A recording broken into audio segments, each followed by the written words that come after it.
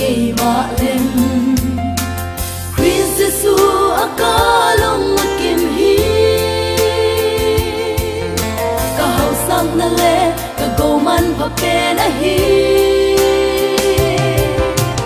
utalam lo Zion ko pi lo tan pa sa san ba nga ka inding hi to ko pi nga bang ka len hun chia ye noi sim le mu bang ai non lo di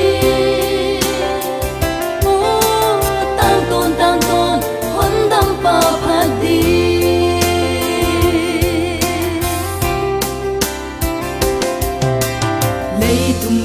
le lam tu pi na te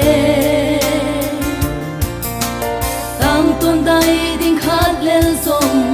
a om lo hi song tang ton a dai ding na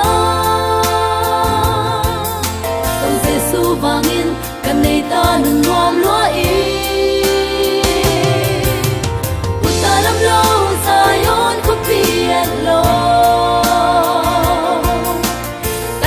san ba nga ka inding hi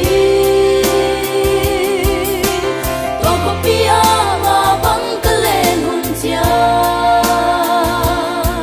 ngai noi sim lei mu bang ai non lo di mu tang ton hon dam pa pha di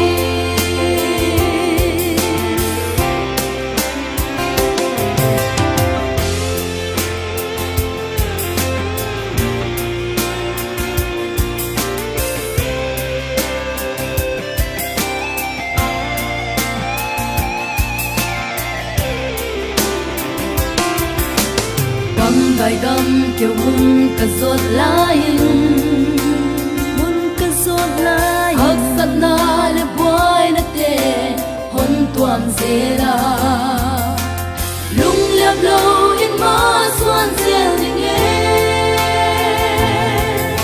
wa zin lel ka hi ka ending in hon na ki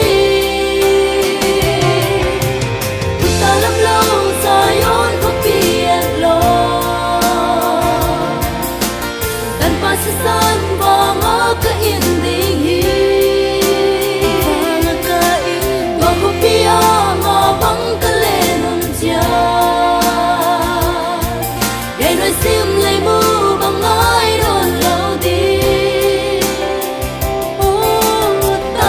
tang ton